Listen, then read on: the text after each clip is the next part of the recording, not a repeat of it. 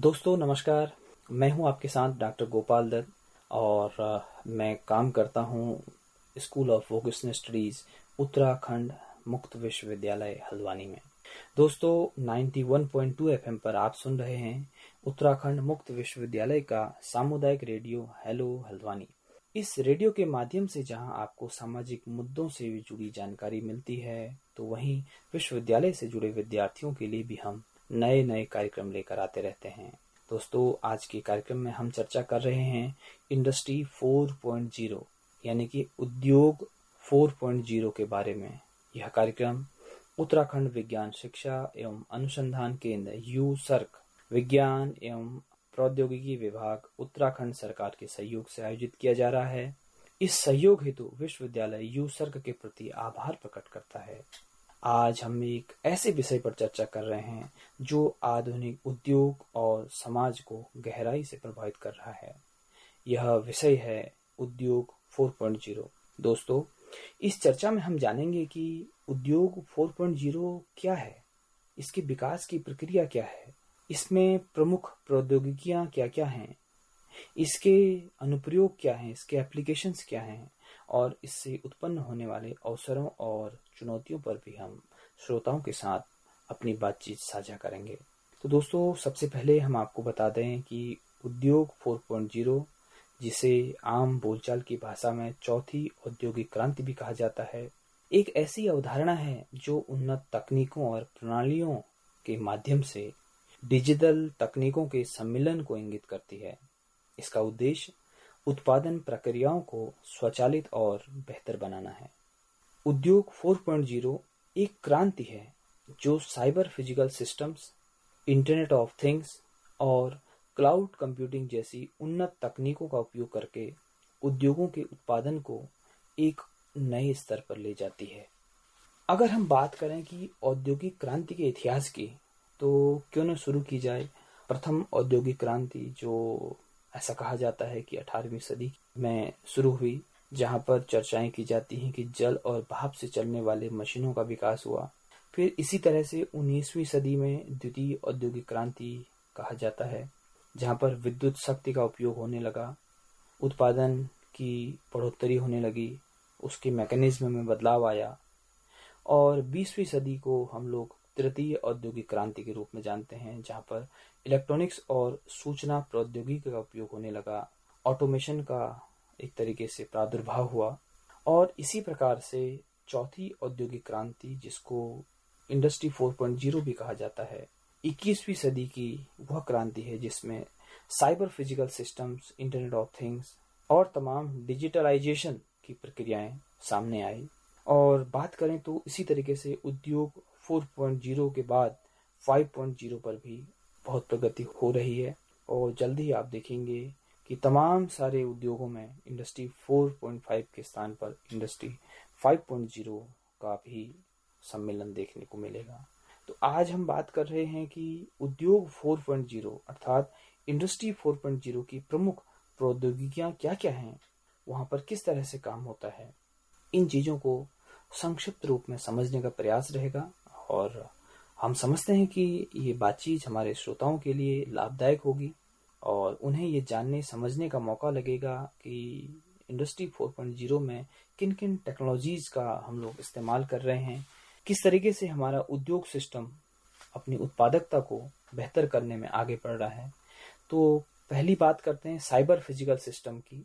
दोस्तों cyber physical system मशीनों और कंप्यूटरों का एकीकृत नेटवर्क है जो डेटा को संग्रहित, साझा और विश्लेषण करता है और स्वचालन की प्रक्रिया में सुधार करता है। हम ऐसा कह सकते हैं कि जहां पर स्मार्ट फैक्ट्री है, जहां उत्पादन प्रक्रिया को पूरी तरह से स्वचालित और डेटा से संचालित किया जा रहा है, वो एग्जाम्पल हो सकता है साइबर फिजिकल सिस्टम्स का। इसी तरीके की एक और टेक्नोलॉजी के बारे में बात करते हैं जो एक मुख्य तत्व है, मुख्य कंपोनेंट है इंडस्ट्री 4.0 का। उसका नाम है internet of things. Internet of things एक ऐसा नेटवर्क है जिसमें उपकरण और सेंसर आपस में जुड़े होते हैं जो रियल टाइम डेटा का आदान प्रदान करते हैं। अगर उदाहरण के लिए बात करें, स्मार्ट होम डिवाइसेस जो हैं, सेंसर बेस्ड, आपने गेट देखा होगा, दरवाजे देखे होंगे, जो एक तरीके से इंटरनेट के माध्यम से जुड़े होते हैं और कहीं दूरस्थ प्लेस से कंट्रोल किए जा सकते हैं या किए जा रहे होते हैं। इसी तरीके से क्लाउड कंप्यूटिंग एक और तकनीक है जिसको इंडस्ट्री 4.0 में प्रमुख स्थान दिया गया है। क्लाउड कंप्यूटिंग क्या है दोस्तों, ये जानना भी जरूरी है। क्लाउड कंप्यूटिंग एक ऐसी तकनीक है जो डेटा को क्लाउड सर्वर पर स्टोर करती है, उसको मैनेज करती है और जरूरत पड़ने पर उसको एक्सेस करने का अनुमति भी देती है, जिससे डेटा का कहीं भी और कभी भी उपयोग किया जा सकता है। उदाहरण के लिए डेटा एनालिटिक्स, उत्पादन का रिमोट मॉनिटरिंग और सिस्टम का वर्चुअलाइजेशन, ये क्लाउड कंप्यूटिंग के तमाम सारे इस्तेमाल हो सकते हैं। और एक बहुत महत्वपूर्ण जो टेक्निक है जिसको हम लोग इस्तेमाल कर रहे हैं उसका नाम है बिग डेटा और एनालिटिक्स। बड़े पैमाने पर डेटा को संग्रह करना और उसका एनालाइज करके उससे उपयोगी सूचनाएं प्राप्त करके अपने उत्पादन प्रक्रिया में सुधार करना और अपने इंडस्ट्री के संचालन को उसके अनुकूल करना, जिससे कि हमारी जो गुणवत्ता है उसमें सुधार हो, हमारा जो ग्राहकों की डिमांड के बारे में फोरकास्ट है, पूर्वानुमान है, उस तक हम अपनी उत्पादन क्षमता को ले जा सकें और अपनी सप्लाई चेन मैनेजमेंट को बेहतर करना। इसी तरीके से आर्टिफिशियल इंटेलिजेंस और मशीन लर्निंग, मैं कह सकता हूं कि आज के समय में एक बहुत बेहतरीन एप्लीकेशंस हम लोग आर्टिफिशियल इंटेलिजेंस और मशीन लर्निंग मॉडल्स के देख रहे हैं। एआई और मशीन लर्निंग का उपयोग उत्पादन प्रक्रियाओं को स्वचालित करने और ये कह सकते हैं कि क्वालिटी कंट्रोल, क्वालिटी को बेहतर करने, संसाधनों के अनुकूलन के लिए किए जा रहे हैं।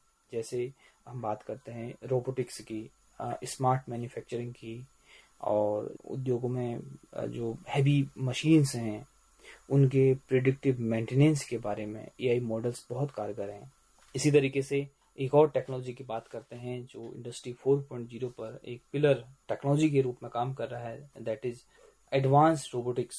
उन्नत रोबोटिक्स का उपयोग उत्पादन में बहुत अधिक सटीकता, गति और गुणवत्ता लाने के लिए काम कर रहा है।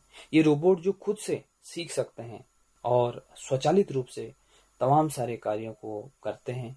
मैन्युफैक्चरिंग में उपयोग किए जाने वाले औद्योगिक रोबोट्स बहुत सारे तरह के काम स्वचालित रूप से कर सकते हैं। एक और बात करेंगे इस श्रृंखला में, उसका नाम है 3D प्रिंटिंग। आपने शायद नाम सुना भी होगा श्रोताओं से, इस तरह का नाम कहीं किसी और परिचर्चा में आपने हो सकता है कभी सुना हो।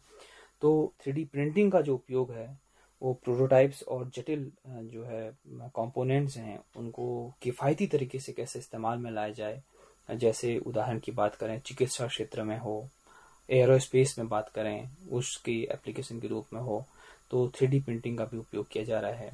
तो एक और बातचीत करते हैं जो इंडस्ट्री 4.0 में इस्तेमाल होने वाली टेक्नोलॉजीज के बारे में हम बात कर रहे हैं। तो एक और जो बहुत खास टेक्नोलॉजी इस्तेमाल में की जा रही है, शायद हमारे श्रोताओं को इसके बारे में भी कुछ बहुत जानकारी होगी, अगर नहीं है तो हम आपको वो जानकारी साझा कर रहे हैं। उसका नाम है augmented reality and virtual reality. तो दोस्तों, ऑगमेंटेड रियलिटी और वर्चुअल रियलिटी का उपयोग प्रशिक्षण और उत्पादन प्रक्रिया के सुधार के लिए किया जा रहा है। उदाहरण के लिए कर्मचारियों को वर्चुअल वातावरण में मशीनों का प्रशिक्षण प्राप्त कराना, ये ऑगमेंटेड रियलिटी और वर्चुअल रियलिटी के एप्लीकेशंस हैं। तो हमने कुछ मुख्य जो टेक्निक्स हैं, जो टेक्नोलॉजी हैं, जो इंडस्ट्री 4.0 में हम लोग इस्तेमाल कर रहे हैं, उनके बारे में कुछ जानकारियां अपने श्रोताओं के साथ साझा करी। तो आइए अब आगे बढ़ते हैं, एक और विषय पर बात करते हैं कि जो इंडस्ट्री 4.0 के एप्लीकेशंस क्या क्या हैं, किन किन क्षेत्रों में इंडस्ट्री 4.0 के जो एप्लीकेशंस इस्तेमाल हो रहे हैं। जैसे कि बात करें मैन्युफैक्चरिंग में हम लोग इस्तेमाल कर रहे हैं, एक टर्म है स्मार्ट फैक्ट्रीज, अर्थात इंडस्ट्री 4.0 ने स्मार्ट फैक्ट्रीज की अवधारणा को आगे बढ़ाया है, जहां पर जो उत्पादन प्रक्रिया है वो पूर्ण रूप से इंटरकनेक्टेड है, एक दूसरे से कनेक्टेड है और ऑटोमेटेड है, स्वचालित तरीके से है। कह सकते हैं मैन्युफैक्चरिंग क्षेत्र में इंडस्ट्री 4.0 का एक बहुत अच्छा एप्लीकेशन इस्तेमाल हो रहा है। और मास कस्टमाइजेशन है, इसके माध्यम से जो उत्पादन है उसको बड़े पैमाने पर किया जा रहा है, जिससे हम ग्राहकों की बढ़ती हुई मांग को पूरा कर सकें, समय के भीतर पूरा कर सकें। इसी प्रकार स्वास्थ्य सेवाओं के क्षेत्र में जो है इंडस्ट्री 4.0 का बड़ा एप्लीकेशन देखने को मिलता है। आईओटी और एआई का उपयोग करके मरीजों का डेटा विश्लेषण करने के लिए हम इसका उपयोग कर रहे हैं।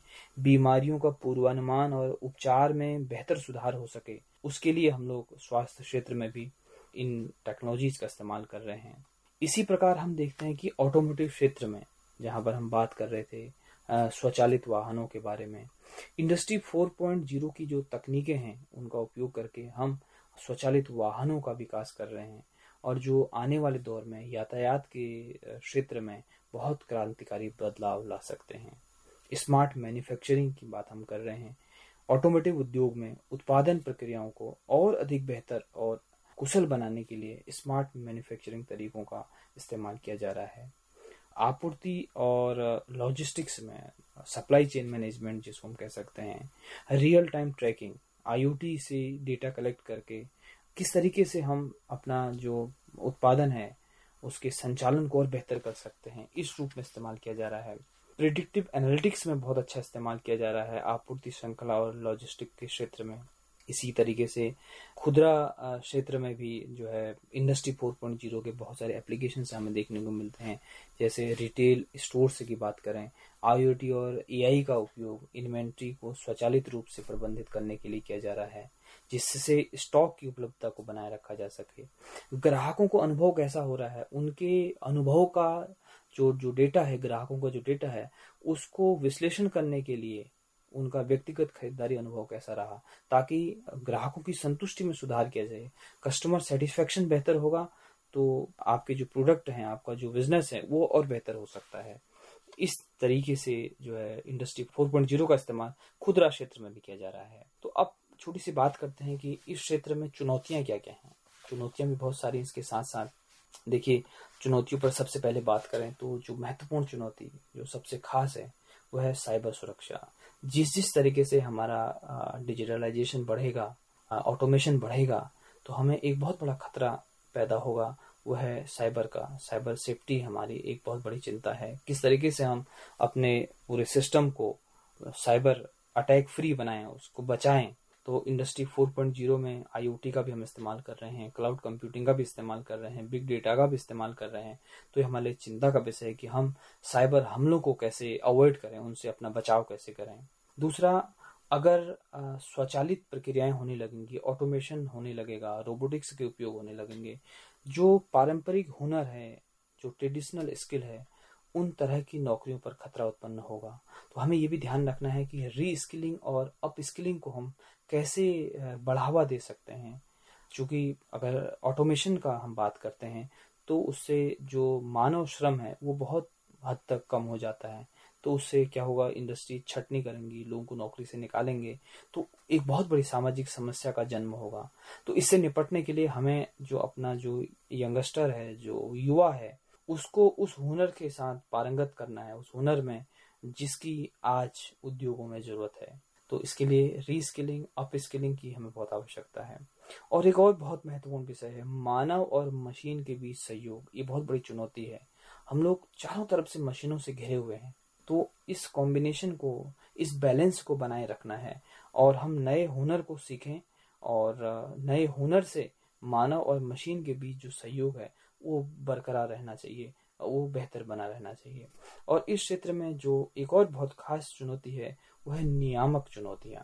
नियामक का मतलब है कि इस तरह का कोई प्रॉपर रेगुलेटरी बॉडी अभी नहीं है जो ये तय करे कि क्या क्या चीजें इस परिधि में की जा सकती हैं और किन चीजों पर चिंतन की आवश्यकता है। तो हम समझते हैं कि इन चुनौतियों से भी हमें निपटने के लिए चर्चा करनी चाहिए।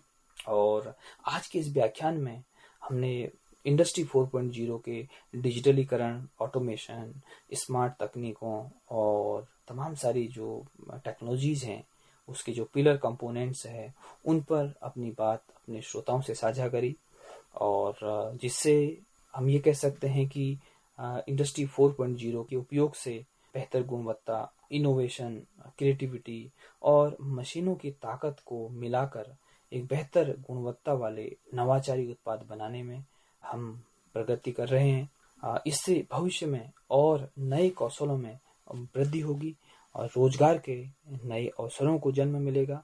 और इसी के साथ इस बातचीत पर हम विराम लेते हैं और अपने साथी डॉक्टर गोपाल दत्त को दीजिए अनुमति।